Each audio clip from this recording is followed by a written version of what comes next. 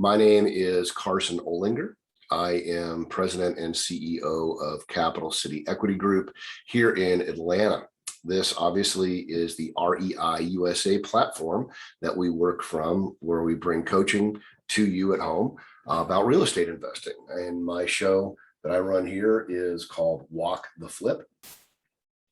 And this is part 7 in a 12-part series that we're working on to bring you into the world of real estate for those that have not walked a flip and gone through an entire flip process, to learn the process from the beginning through the end in order so that you know how these things work. Is it an exact science? Absolutely not, but there is somewhat of a process to it.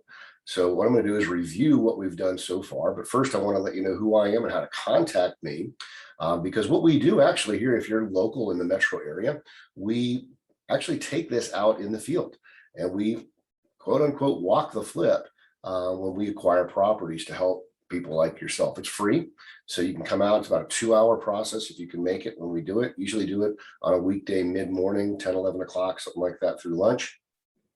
We go on site to a property, but I'll elaborate on that in just a little bit. So once again, I'm Carson Olinger. I'm with Capital City Equity Group here in Atlanta. We are a real estate investment firm, so we do pretty much everything associated with real estate, from wholesaling to fixing and flipping to buying and holding. We've got a large portfolio of single-family homes, duplexes, mobile homes. We're looking at commercial properties now, even some apartment buildings. We also coach, as we're doing here, and we consult as well one-on-one. You can reach me directly, and I'll give you my cell phone. Yes, I will. I'm not just going to give you some arbitrary number over in Saudi Arabia. My number is 678-478-2230. That's 678-478-2230, and I'll be giving that at the end of the meeting as well. If you need to reach me directly, my email is carson@capcityeg.com. That's capcityeg.com, Capital City Equity Group. You can reach me, just send me an email if you got any questions about this or any other real estate topics. I'd be more than happy to try and help out.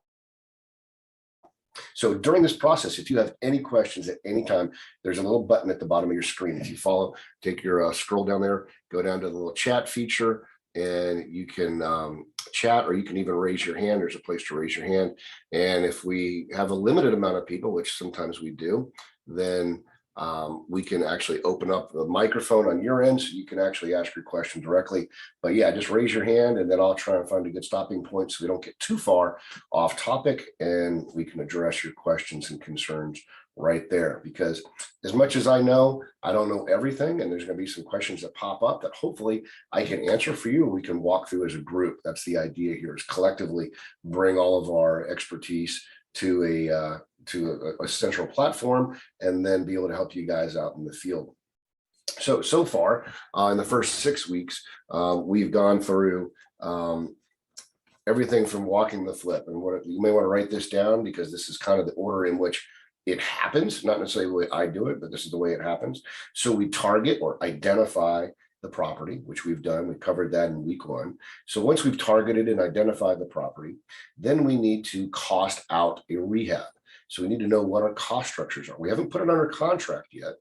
We just identified a property potentially as a flip, and the numbers look like they might make sense. So we want to get in, take a look at what needs to be done. So we're going to cost out the rehab, our initial walkthrough. We walk through the property, we kind of put a pen to pencil and on paper, and we figure out what it's going to cost us. Number 3 is offer and acquisition, deal structure and contracts. How do we set this thing up contractually to where we're covered, to where we may have options? For instance, when I put a house under contract, I want to make sure that I can either flip it, buy it and hold it as a rental property. Does it make sense financially to do that? Or if I don't have time to do it, or maybe it's not in geography that I want to be in, or maybe it's down the street or too far from my house, and my crews can't get there for whatever reason because they're in another area, then maybe I just want to wholesale the property. So in week 3, we talked about how to do that. Okay, so when we wholesale the property or got rid of the property, but contracts are important. The next thing we did was our final cost of rehab. We want to walk through and make sure we got our costs nailed down. So in doing so, we walk through with a contractor. Our contractor's kind of giving us some feedback as to what our costs are going to be, and then we run all of our numbers and make sure we're good to go for our rehab. And then in week 5, how are we going to fund this deal? We have to be able to fund it before we buy it. Where are we going to get money? How are we going to qualify for money? Do we have private capital? Do we have hard money? Do we have a traditional lender? Do we have our own money?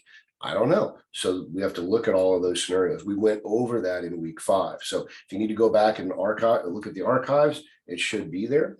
And then last week, or last month, I should say, we started off with day 1 of the rehab. So now we've got it under contract. We've closed on it. Everything's done. We're walking in the door. A contractor standing there going, let's roll. So what was entailed in the first 30 days of the rehab, we went over what that really entails, from trashing out the place, knocking down walls if necessary, eliminating old cosmetics like countertops and flooring and lights, and getting all that out of the house so we can break it down and then build it back up. So we went over those things for the first 6 months, actually 6 meetings, which should be archived here. So I see some other people have joined us. Thank you for taking time out this morning and joining us. As I mentioned earlier, we will be buying another flip here locally in the Atlanta North Metro area, probably in Gainesville. I've got one coming up in a couple of weeks. So make sure you subscribe to my Facebook page at Capital City Equity Group. Also, make sure you follow me on Instagram and subscribe to my YouTube page, because we'll be pumping stuff out to where you can physically come to an active flip and see it from the beginning to the middle to the end, and everything that we're doing. We'll go over numbers and everything. So we're going to take this concept and bring it in the field. It's 100% free. You just need to have the time to do it. It'll be about a 2-hour time commitment. The one I plan on doing is going to be probably in mid-October, and it's going to be in Gainesville, Georgia. So that's up 985. So if you're in the city, it's a little bit of a commitment, but it'll be well worth your time. This is going to be a monster flip. This is a total renovation, everything. We got 12 acres of property. We got a lake. We got a shed. We've got a garage that we got to deal with, a 6-car garage. This is a 5,000 square foot home. This is going to be a big monster. It's got a lot of upside and it'll be real exciting. So anyway, we'll be doing that. So what I'm going to do is go ahead and get started here on Walk the Flip. This is course number 7. So what is this is going to entail is the final 30 days. We've gone through our rehab. We've gutted everything out. We're now into, the second 30 days. We're into the second month of our rehab. We've gutted everything out. Now we're trying to build it back up. What all is entailed? There's going to be a little bit of overlap here, because not everything goes perfectly, because you might want to try and get stuff done in 30 days, but you might be working on other things that you would traditionally have in the second 30 days. I will say this, most of my flips very, very rarely take more than 60 days. And the reason that's the case is because I don't like dealing with permits. I don't want to get in and dealing with government permits and adding on new square footage and adding on, all that stuff. It just takes too much time. Yes, you make good money. Yes, it's profitable. Don't get me wrong. I'm not saying it's a bad deal. For me, I like to turn my money over and over and over and over again. Where someone might take a large flip and have to add square footage, get permits, it might take them 6 to 8 months to finish that rehab. Granted, they might make $100,000, $150,000. That's awesome, and I'm happy for them. I like to take my money and do a 2-month turn, and I'll do that 4 times in the same time they did that one flip. And that's on just having my deal going once. And I'll usually have 2 or 3 flips going on. They're easier to manage.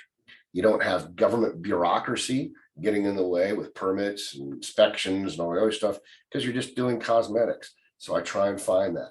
Do I pass on some of these other deals? Sometimes I do. If it's too big for my comfort, I wholesale, because I have that ability to do that. So think about those things when you're acquiring these properties.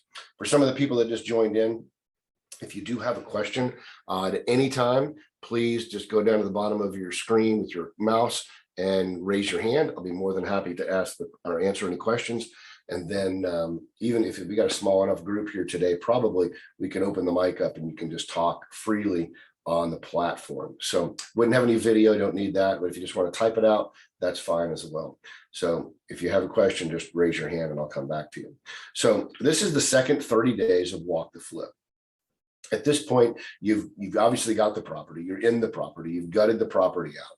all the flooring's out, the carpet, the nasty carpet, the countertops you don't want, the lights are gone. We've pretty much gutted this thing down to the bare minimum. At this point on a cosmetic rehab, however, we've probably gotten to the point where we've primed the walls and getting ready for painting. We've pulled up the baseboards if we have to put flooring down, because keep in mind, if you've got flooring, baseboard's got to come up, or the shoe molding's got to come up. So you're going to be replacing that. That is an additional expense that's beyond the actual flooring. So you got carpet, and then you've got your molding to put back in there. So don't forget that. So now that we're approaching our second 30 days, what we're going to do is we're going to have all of our subcontractors already lined up. Now, I use a GC. I alluded to this in the last meeting, last class. I don't like to do all my own deals where I'm hiring the plumber and the electrician and the flooring guy and the roofing guy. Why? Why don't I want to do that? And this is really important. If you want to run a business, if you want to actually be an investor, then you need to invest money and let someone else invest the time. It's critical to know this. The analogy I use all the time is, hey, maybe we had a job, we had a 401k, and I saw a question pop up here. I'll get to it in just a second. Maybe you had a 401k, it's in the stock market, right? So I always kind of play around with this. Let's say yesterday or Friday, when you were in New York and you were on the stock exchange floor and you were trading your stocks, why did you buy that stock versus this stock? Well, the obvious question is, I didn't, Carson, I didn't do that. Well, why? Well, because I got an investment group or a broker that does that, right? I'm the investor. I'm investing my money and they do that work because I direct them to do that. It's no different here. Don't get into swinging hammers, because what's going to wind up happening is you're going to hire this guy and hire that guy. And now you're going to turn into a general contractor. You're going to have invoices coming in, paying this guy. This guy walked off the job. You're dealing with that. It's not anything I want to get involved with. I hire a GC. I say, here's the scope of work, go. And as he's doing that, I'm turning my direction over here. Oh, here's another property. I'm going to take that one down. My GC's got enough crews. He can do 4 or 5 deals. Let him manage that. Do I pay him a little bit more for that? Absolutely, I do. And I've got no problem with it. It's just a cost of doing business. And the reason for that is, while he's doing all these things, I can be focusing on 4 or 5 projects at once, as opposed to being stuck in one, trying to imagine that. Imagine trying to be doing one of these, hiring subs for this, subs for that, subs for this. It gets chaotic. You can't scale up because you're burdened, you're bogged down with the minutia of the deal. Be up here. Don't be in the middle of the mix. It might be difficult to pull yourself out because maybe the reason you got in is you want to swing hammers, you want to build that wall. Great, go in there and do that from time to time and scratch that itch. But if you truly want to build an investment firm and an investment company, you got to pull back from that and let other people do those things. Let me see what this question was that came in here. The question came in from Jennifer. It says, in my second year of real estate investing, I completed a few flips. I've never pulled permits on my flips either. However, I recently learned that some counties require you to pull a permit, even if it's cosmetic. Is there any consequence of not pulling one? So that's an interesting question, Jennifer. I have not heard that, but that's not to say what you're saying is not correct. I can't think of a reason a county would want you to pull a permit to paint your wall, to put in flooring. You've bought the house, you own the house, okay? So it's your home to do with what you want. As long as you're not changing anything structurally, for instance, adding on a new bathroom outside of the footprint of the house, bringing in new plumbing that didn't exist before. Now, when I say that, I mean, you might have an older house that had metal pipes. Maybe you're in Atlanta, you have metal, the old metal cast iron pipes, and you want to replace those with poly pipes. In that case, you might need a permit because you're changing something out from one type of product to another product. That's a little bit different because that's infrastructure, not necessarily cosmetics, right? If you're changing out the electrical, meaning you've got a panel that's from 1930s and you got to put something in now that's new, yeah, you're probably going to need to get a permit. Okay. But if you're putting new paint on the walls, new flooring on the walls, changing out the doors, the handles, the lights, the granite, the kitchen countertops, the original footprint stays the same. All you're doing is putting new makeup on the existing face.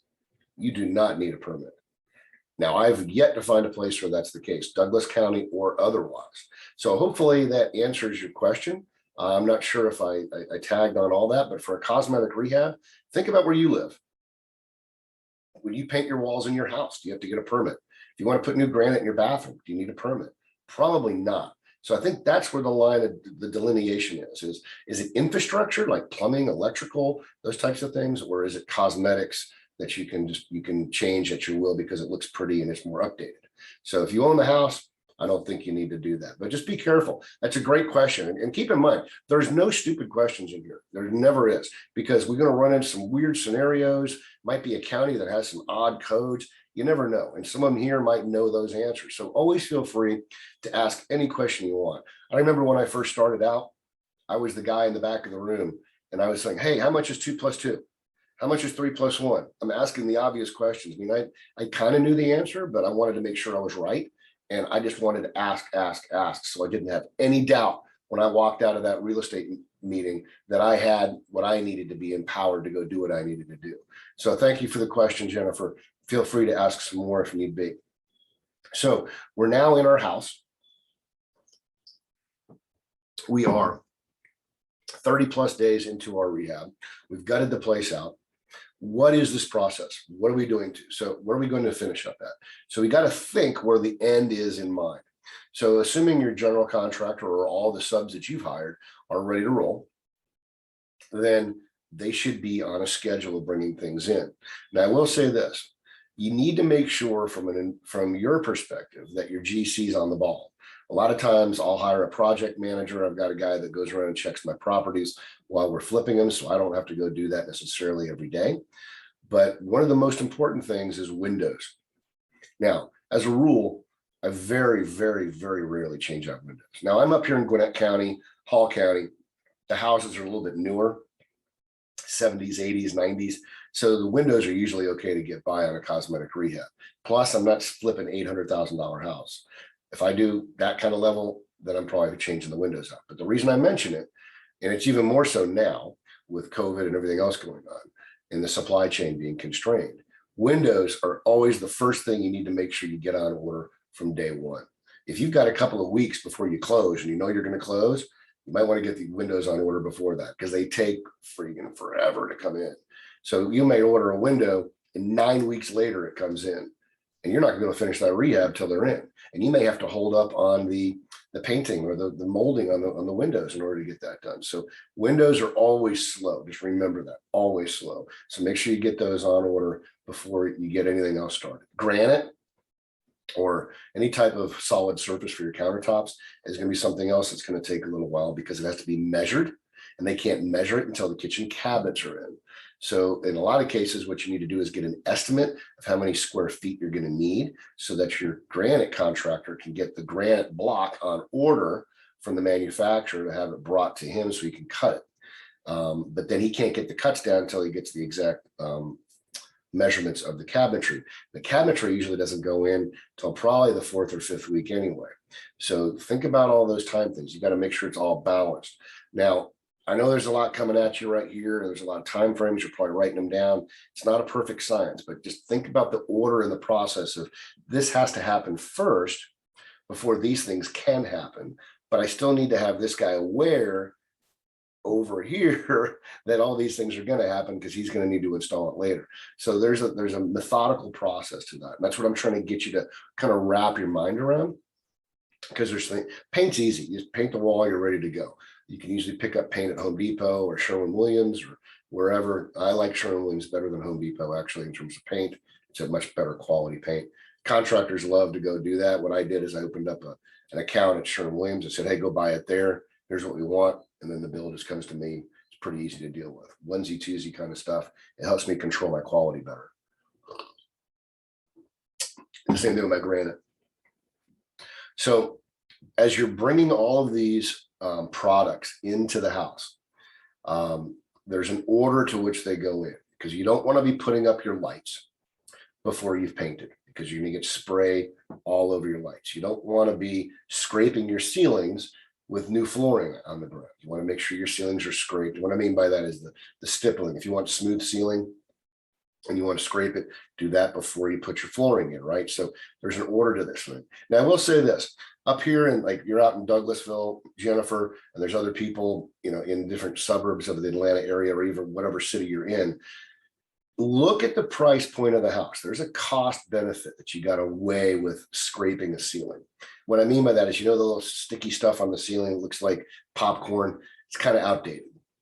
In a lot of homes that are, you know, 2, 3, 400,000, kind of middle America, most people can afford them in your area. It's the kind of the meat of the market.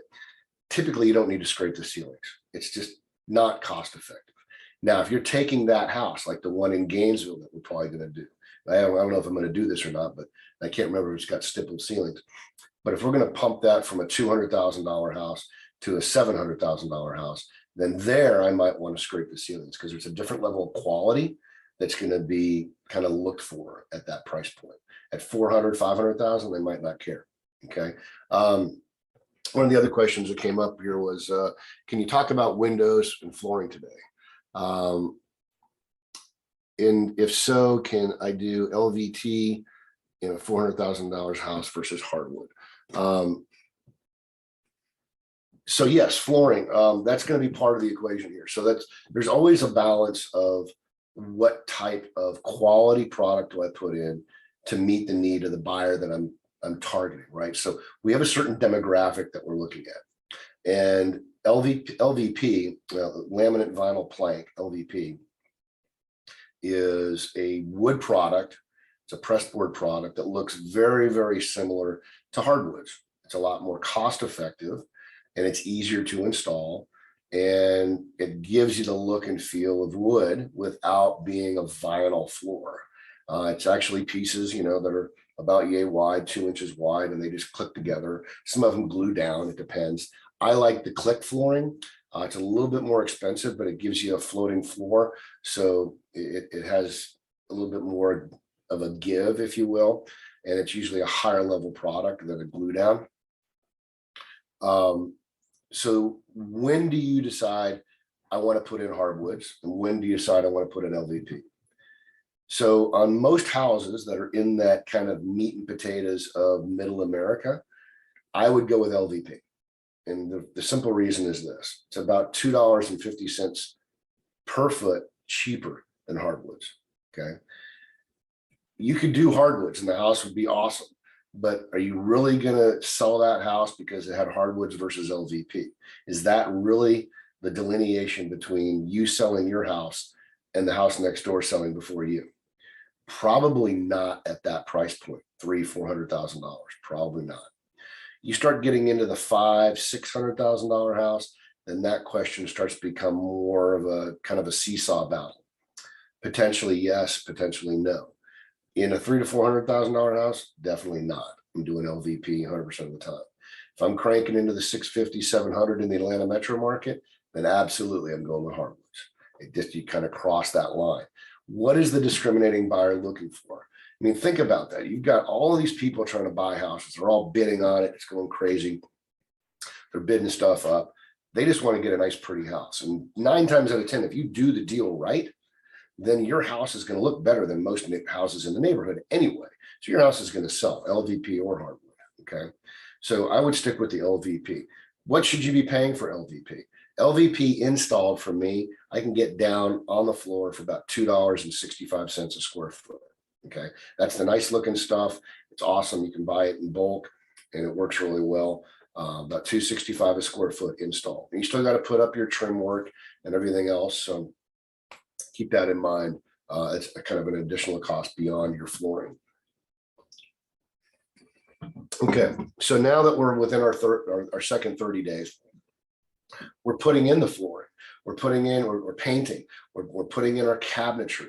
If we had to replumb something, maybe move a toilet from one area of the room to the other area of the room, then we could probably put in some new plumbing and you know, put a double sink versus a singular sink. Okay. So these are the types of things that are going in. Your carpet's going to kind of go in right after your LVP. You want to put your LVP in first, and then your carpet. Sometimes the carpet guys will go first. It's just a little bit harder to make your transitions. I like to have my transitions on my doors. 9 times out of 10 in this price point home, the 300,000-400,000, I'm doing carpet in the bedrooms, LVP in the hallways, and then LVP on the main floor. Okay, it's cheaper because I can get down to $1.65 a square foot on carpet, so I can get a little way cheaper. Plus, a lot of people just like carpet when they get out of bed to put their feet on, and then I'll do LVP in the bathrooms. So at that price point, it's fine. Get into that higher price range, then maybe you do LVP on the whole house and don't do anything of carpet in there. Then you start getting the 600,000-700,000, then it's all hardwoods. Okay. Somebody asked, when you say $2.65 to install, does that include labor and materials? Yes, it does. Labor and materials. Okay, when I say all in, that means labor and materials on the ground. It's ready to roll. So what am I paying per square foot? I'm paying $1.65 to $1.99, maybe $2.05 for the actual material. And then the rest is labor going in. Okay, on the floor. That's about where we're at. Okay. Painting, if you're going to have the house painted, my contractors are painting. That means priming, prepping, doing all that stuff interior for about $1.65 to $1.85 a square foot. Okay. So these are all the kind of things that we'll go over when we actually come on site and do the walk the flip on site. And I'm going to be having one in Gainesville. Some people just joined a little bit late. They might not know that we're going to have a on-site walk the flip opportunity. If you'd like to, if you're in the Atlanta area, I'm going to be flipping a property in the Gainesville, Georgia area, which is kind of 85 north, taking 985. It's about 40 minutes from the perimeter, but we're going to be up there for 2 hours and be taking, in-person questions. I'm going to walk you through the entire house. You can walk the grounds at your leisure, walk through the house, get a feel for it. Then we're going to come back and talk about everything that's going to go in there. I'm going to go over budget, acquisition costs, what we're going to sell the thing for, what kind of products we're putting in there, cost per square foot, cost per items, everything you need to know about this flip. And then you're going to be invited to come back again in the middle of the flip to see how the progress is going. And then if you want, come back a third time at the end to see the final product. We've done this many times before, and it's really a fun time. You get a chance to meet other people. The houses are big enough with COVID. We can socially distance, wear a mask if need be. In the wintertime, obviously, because we'll be more inside. But all of those things are kind of taken care of. I'll be there. Some of my teammates will be there as well to field questions. You'll see progress going on literally around you because I don't tell my contractors to stop. So we'll be in an active flip, hopefully. So as I mentioned, follow me on Facebook at Carson Olinger, or on my website, my other Facebook page for Capital City. I'm on Instagram at Carson Olinger, my YouTube page at Carson Olinger. So check me out there. We'll be advertising Walk the Flip here in a couple of weeks. So now that we're in the house, these 30 days are critical because what we're doing is we're pushing to the end of this cosmetic flip. Okay. We want to make sure that everything's going to be done in a timely manner. So if our windows are ordered, they're going to be coming in. But right now, flooring's going down. We've got all of our millwork. What's millwork? All the carpentry items, baseboards, crown molding if we had it. All of these things are getting done because the walls are painted and all of our basics are done. We're putting in all the eye candy, right? New cabinetry, new granite, backsplash. We got our appliances on order. That's another thing. COVID's screwing off everything up. So once again, we've got delivery issues. So you go to BrandsMart, Sears, wherever you get your stuff, be careful because they may say, yeah, we've got it in stock, but we're 4 weeks out or 3 weeks out on delivery. And how many times will you get something and it's damaged? Now they got to send it back. Okay. Sometimes it's good to have it delivered and have it sitting in the garage so you know you got it. Okay. Bathtubs, these standalone bathtubs, same problem. Okay. So make sure you've got these things on order, or your contractor does, so that you got plenty of time. You're not stuck waiting on a refrigerator or stuck waiting on a dishwasher or something like that. On a renovation like this, when it comes to appliances, I do not put in refrigerators. I just don't. And the reason I don't is because it's an easily negotiated item. If I put in a double door refrigerator, someone's going to want the over under. If I put the over under, they're going to want the double door. I leave it open. Let them bring their own refrigerator. Maybe they're moving from another house and they bring the refrigerator. So be it. I put in a dishwasher, I put in a microwave, and I put in a stove or an oven or a combination of both. Those are what I put in. And the reason for that is, as I said, people have different tastes. they may want one versus the other. If it's a problem, they go, hey, we don't have a refrigerator. Fine. We'll negotiate that into the price at the end. It's easy. Have it delivered, boom, done. It's just a matter of putting it in there. And you can negotiate that out. All kinds of little things I don't do because it helps me be more cost effective on the flip. If I got a new refrigerator, all they're going to do is throw it in the basement. I wasted $1,800 to $2,000 on a refrigerator, right? So think about those things too. I don't do refrigerators.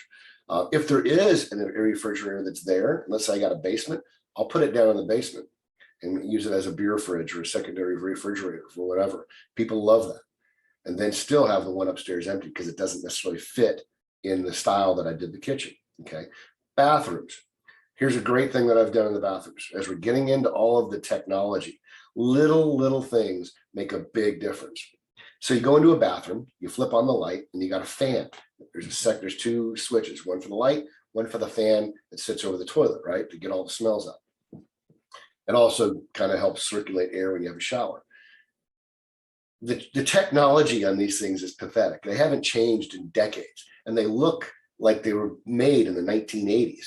The ones you're buying today. But for another $30, you can get a Bluetooth fan. It works the same way. It's a fan, but it's got a speaker in it. It's so cool. And it hooks up to Wi-Fi. So as you're on your Apple phone or your Android and you're in the bathroom, you want to listen to some music, flip on the fan. Now you're going to the bathroom or whatever, taking a shower, and you got your music playing right overhead. And it wires in the same way, $30 more, little stuff like that. And that helps sell your house. Thermostats. We're putting in all the gadgets right now, right? I'll put in a thermostat that's Nest. So the Nest thermostat's about another $150 more, but you can run it from your phone. Okay. And some of them even tie into the lights. You can hook a couple of light switches up, like one in the front yard or one in the kitchen, so that you can turn the lights on. But you can also manage your thermostat when you're away. Like if you're out for a weekend and the temperature goes down and you need to turn the heat on, you can do that. Okay. So all of these little things kind of help out, but you got to think of those as you're migrating towards the end. And these are just little things because you put that in there. What did a fan cost me? $30 times maybe 3 of them. And now I got a house that's got speakers in the ceiling without having to rewire the whole place. Little stuff like that is really cool. People love that because no one thinks to do it. I mean, you guys have houses or apartments. If you change the fan out and put a Bluetooth in because it cost you $30, no, because it's a pain in the butt to deal with. But if it's already there, that's a house I want. Okay. If I put a lot of money into the landscaping, like we're going to be doing at this other house up here, I'm going to put in exterior floodlights and landscaping lights. So at nighttime, the place is going to be beautiful. And I'm going to take pictures of that at night so people can see it. Because if I've got a lot of good grounds to use outside, I want people to see that. I want to accentuate that.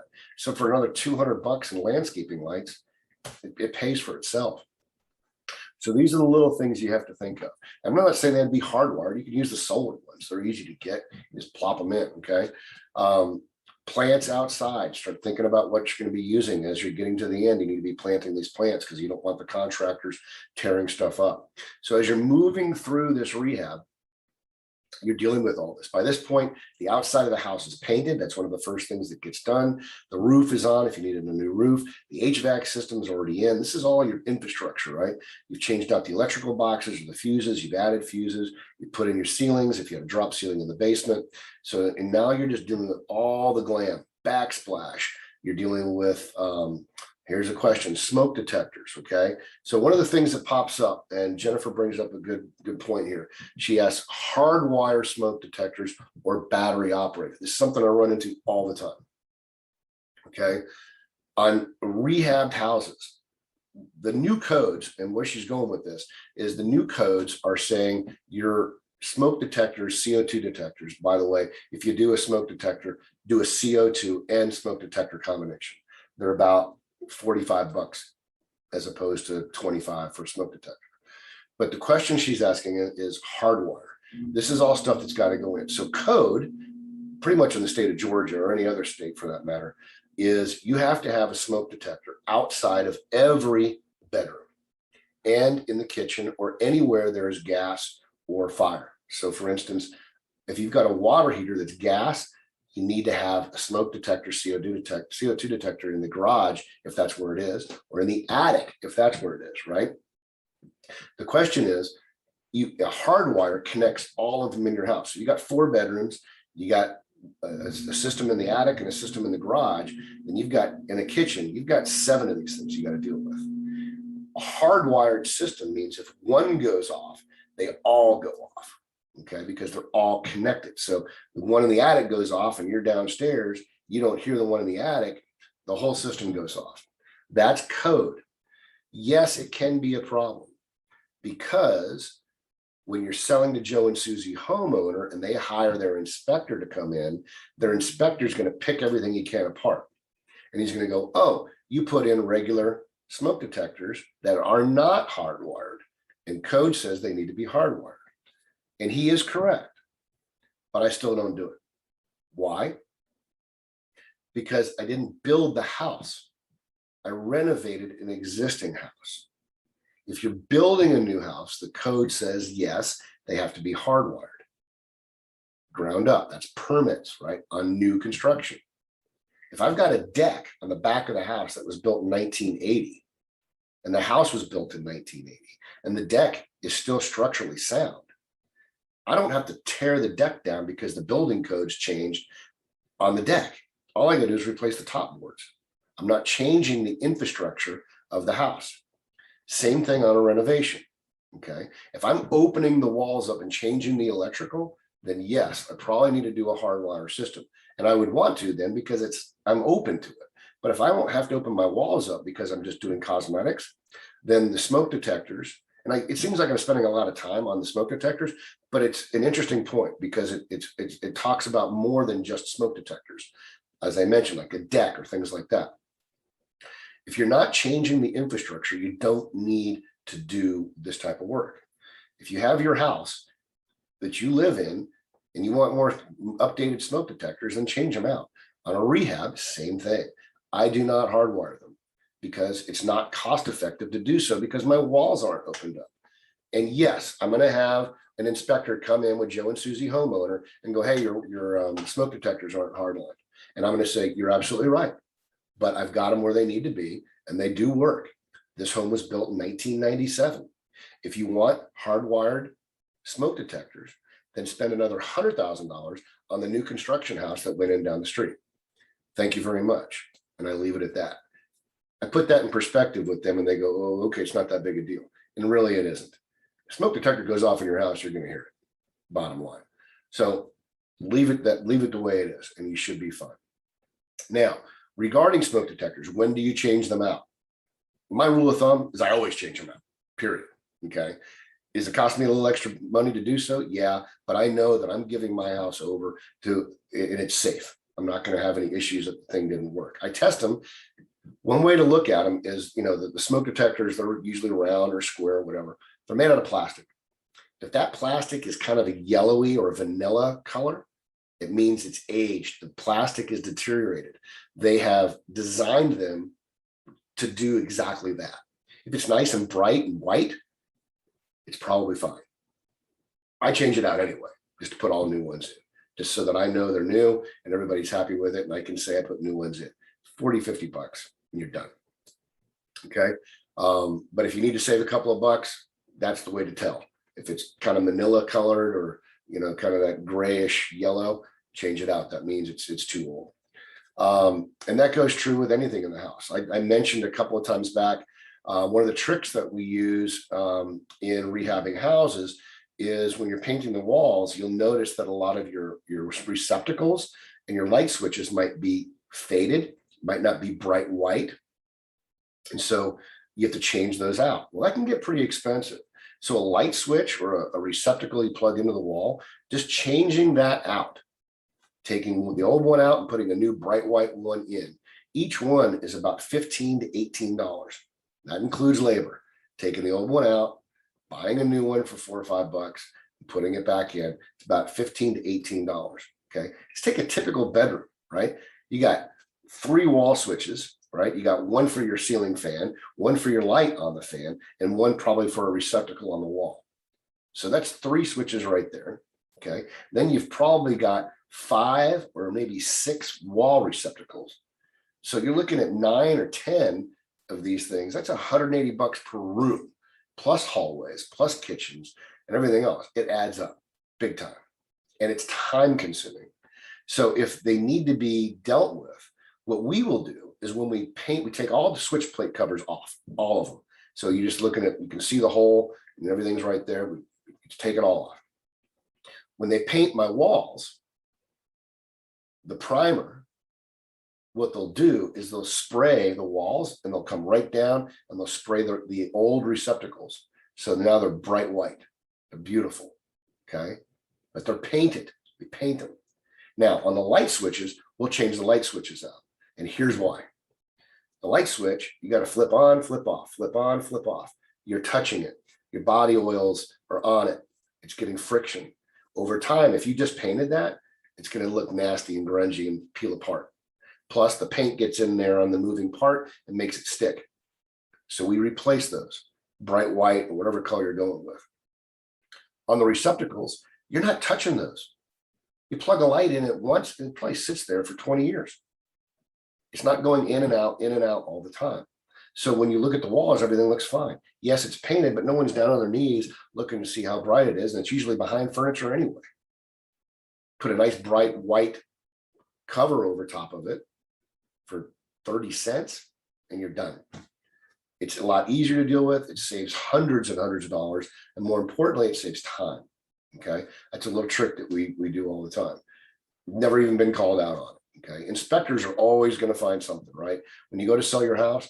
So we leave things for them to find purposefully, knowing that we're going to go after to fix it, but knowing it's not a deal breaker. For instance, there'll be an outside hose bib or a spigot on the outside of the house. Okay. And it might be, if here's the wall of the house, it might be sticking out a little bit further than where it should. Like it might be out, too far. It needs to come in and be bolted. So when you grab it, it's too loose. We'll leave that just so they can find it so that we can attach it later. So it gives them something to put down. They're going to find stuff wrong with your house. That's their job. They want to come in and tear it apart. Okay. First of all, Joe and Susie homeowner paid the guy $400. They want to get their money's worth out of this. They want to so he's going to find $400 or $500 worth of stuff that's wrong to begin with. So we give him stuff to find, knowing that we're going to have to fix it anyway. So that everything's, now we're not going to do big stuff because we don't want these people to think that we screwed up. Like, hey, the HVAC system's not working. Oops, we screwed that up. No, we're not doing that. Just little bitty things that, hey, this is missing over here, or this needs some insulation around it. Stuff that would be easily dealt with. And we kind of do that just to kind of make things a little easier on the back end. But we are all about quality and putting out a good product. So we're going to do that. I'm not going to cut corners. I'm not going to do anything like that. But a lot of times, these inspectors are guessing at what they think can be. And I'll use this example. We changed out the HVAC systems in a house over in Lawrenceville. Brand new systems, $5,000 each, hooked up, ready to go. The one in the attic was gas. The one in the basement was electric. The one that was gas had an old gas line, which was fine. But because we put into a new system, he thought that because it was an old gas line, that the system is old too. And he got up there in the attic and it was too far back to get to for his comfort level, obviously. So in his report, he said, I see an old gas line. You may want to have the entire system checked and cleaned to make sure that it's working properly. Well, what did that tell me? That told me he never even looked at the system because he just got up there with a flashlight and he walked back out. If he can't see behind the walls, he doesn't deal with it. And most of these guys don't know what they're doing. Half the time we're in these houses. I see the house more than they do. I know what they're looking for. So just be careful. You don't have to, cut corners. I'm not saying to do that. Make sure you put out a good quality product. Make sure you do things properly, but leave them a little bit of easy stuff because they're going to find it anyway. And it gives them something to put down. I've never once done a house where they haven't found something wrong. And I've done some beautiful, beautiful homes, but that's fine. It's just stuff to negotiate. It's all negotiable. So as you're going through this, you've got another couple of weeks before the house is getting ready to go to market. You're doing your final cleanup, your flooring's done, you're thinking about getting it cleaned and all that things like that. To clean a house, you're looking at about $300-400, maybe $500, depending on the size, to truly clean the house right. Okay. A lot of times my contractor will clean the house and I have a cleaning budget on there. I pay that because he's going to clean the house up. Then I pay a cleaning lady and her team to come in, and that's what they do. And they do a much better job. So the place is spotless. Okay. Because once you're done, you got a nice clean home. The walls are painted. It's awesome. You get all the little vacuum marks on the carpet. It's beautiful. Okay. You go do a house showing, you have your agent flip on the Bluetooth, play some nice music, happy music, whatever, and they're in good shape. Someone's calling me here. So those are the things you're looking for. Be aware of where you're going at the end of the day. So when you want to get this house on the market, is my painting done right? I go into the houses at night, okay, with a flashlight, and I'm looking for things that show up at night that I don't see during the day. Okay, I'll go during the day too, but I'll go at night because different light is going to cast different shadows. And I want to see, is my floor wavy? Okay, I can put a flashlight on the floor. I bring a little plastic kids ball with me. Okay, I'll put that on the floor in different places. I'll put it in the shower basin to make sure my shower is running to the drain. Okay, all these kind of things. I will fill all of my bathtubs up, plug them up, fill them up. I will turn all the showers on, flush all the toilets, and drain everything at once. And I will make sure I've got no leaks. If we ran plumbing, I had an issue one time at a house in Auburn where we moved the shower, but down in the bathtub, but underneath, because we had it in the basement, underneath, they had to reroute one of the big evacuation pipes. And they forgot, it came down, it had a little elbow on it. So it came in and went up. And they cut it off here, but then ran it a little bit further. And they forgot to put a cap on top of this thing.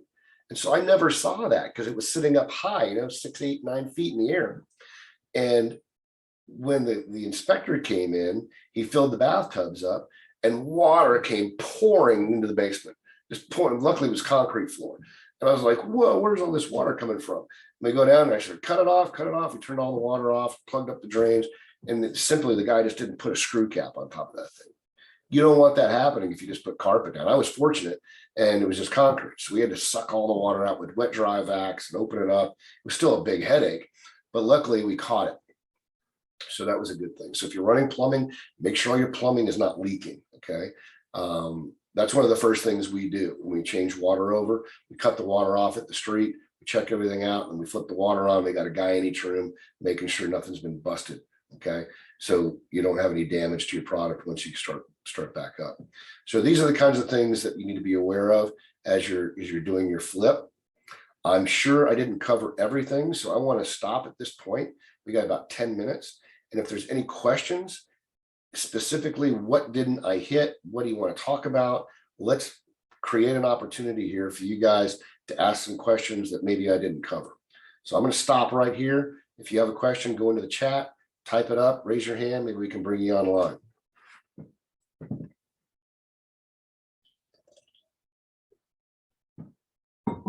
And sometimes it takes a minute for everybody to type.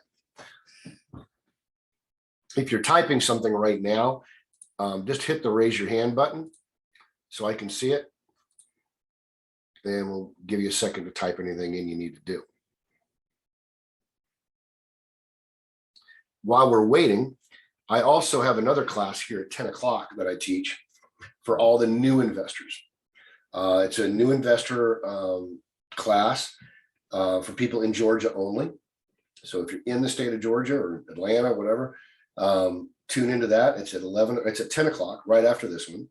If you're in the REI platform, just go to the 11 o'clock. I'm sorry, I keep saying that, the 10 o'clock session, and you can ask any question you want in there about anything to do with investing, whether it's wholesaling or short-term rentals or fix and flips or how to get into the business. How do you do what you do? Where do you start? All those kind of questions that you think might be silly. We're going to answer those questions. Okay. So Jennifer's got a question just popped up. She says, I have a property under contract now. I got a home inspection because there was a room where the floors were bowed, meaning they were kind of all waving, indicating some issue under the subfloor. The inspector found mold on some of the floor joists, and at least 3 were rotted. What's a ballpark price for replacing a floor joist? So that depends. Is this on a basement or is this on a crawl space, or I guess it's one of, is this on a second floor? I mean, where is it? It's a crawl space. So depending on how much access you have in the crawl space, can I stand up and reach that? That kind of is more of a basement. But if it's a crawl space where I can stand and the joists are, okay, so you have to literally crawl in it. So more than likely what they're going to do is they're going to open the subfloor up and they're going to stand between the joists. So now maybe the joists are coming up to your hips or maybe your chest. So they can get into the crawl space, but they're going to come through the floor. So what's that going to cost? So your joist itself is the price of wood. Depending on the span you're dealing with, you can be dealing with more than likely a 6x10 or an 8x12, depending on the length. The wood itself is going to cost you around $30 a board, and pulling up the floor, because you're probably going to destroy some of the subfloor in doing so. 3 joists, hanger plates, making sure it's all engineered. You're looking at probably all in, meaning tearing out the joists, tearing out your subfloor, putting in new joists, labor, putting in new subfloor to redo it. You're probably looking at about $500 to $600. Should run you about that, depending on three joists. Maybe a little bit less, maybe a little bit more. Just depends on how tight that space is. Hopefully that helps. That's all I have to provide you guys today. We're a little bit ahead of time. That's going to allow me to get some more coffee and get ready for my 10 o'clock meeting, which is for the new investor group. So I'm going to take this time to say thank you, and I'm going to give you my contact information. I did that beforehand. Some of you joined after I did it, but my name again is Carson Olinger. I'm president and CEO of Capital City Equity Group. My cell number directly, this is my direct cell. You can text me. You can do whatever you want with that number, is 678-478-2230. I'm more than happy to field any texts or calls. If you go to my voicemail, just leave a good time to call back. I will try and do so. Obviously, I'm working, so I've got other things going on. I will try and get back to you within a reasonable period of time. A great way to reach out to me is via email. My email is carson@capcityeg.com. That's simply capcityeg.com, short for Capital City Equity Group. Carson@capcityeg.com. Please friend me on Facebook. I love to grow my network. That's how I got where I am. You can too, and I'll teach you how to do that. Friend me on Facebook at Carson Olinger. Like my page at Capital City Equity Group. Follow me on YouTube. I have a YouTube page under Carson Olinger. I'm also on Instagram. And then I've got my website if you want to reach out on my website, which is www.capcityeg.com. You can get on my buyers list. We get wholesale properties all the time. So if you're looking for a deal, I'm pumping stuff out. I'm pumping one out this afternoon, probably when I get back in the office.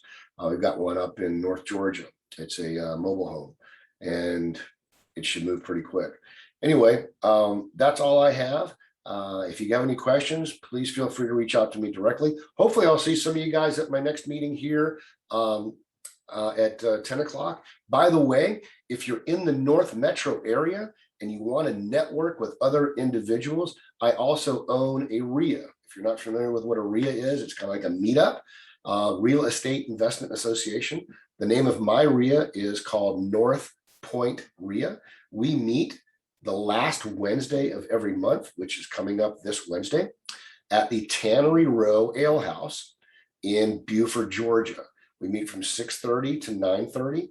It's open forum, it's free, come on in. We bring in guest speakers to talk about related subject matter within real estate. This week, we've got a person from insurance coming in to talk about how to protect yourself in the real estate market, whether it's a buy and hold property, a fix and flip, what type of insurance you need, how much that should cost, where you should get it, how you can get it, all these types of things. We bring in attorneys, we bring in general contractors, we bring in marketing specialists, we bring in people that do other types of investing, storage facilities. For instance, Stacy Rossetti comes in, talks about how to buy storage units. We have guys that do Airbnb. So we bring in people. I talk about things.